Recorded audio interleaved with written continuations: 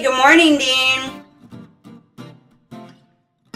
So today is National Dunce Day, but for me, it's Makeover Monday. New haircut, new office, new short sale addendum. What? That's right. We have been talking about our short sale addendum. This is the addendum that you have to include whenever you buy a short sale. You have to include it with the contract to specify the terms of a deal that's dependent on a third party's approval, right? And there's a standard form we have in Arizona that we use, but we of course have added our own special touches. And one of the special touches that we've added is the requirement for the buyer to put up a deposit.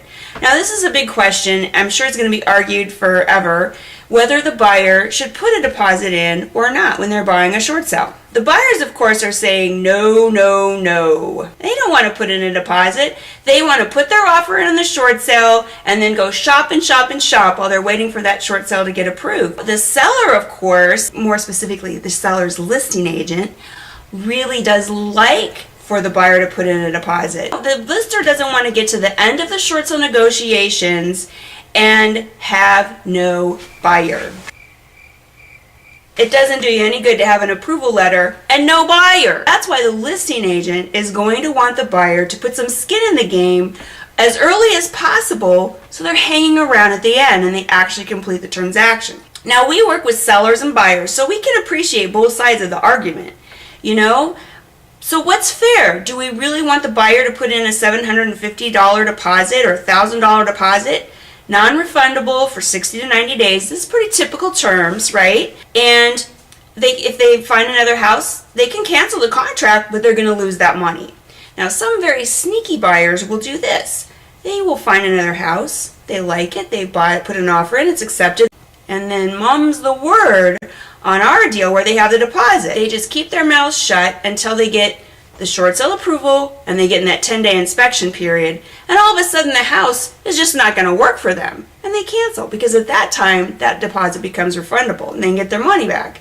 Right. Now you're in escrow. You've got a short sale approval. Chances are you're at the end of the road. You've got a trustee sale looming. When the buyer walks at that point, you are really up a creek, right? What we've decided to try and do is make the earnest money deposit that we're asking the short sale buyers to put up front partially refundable.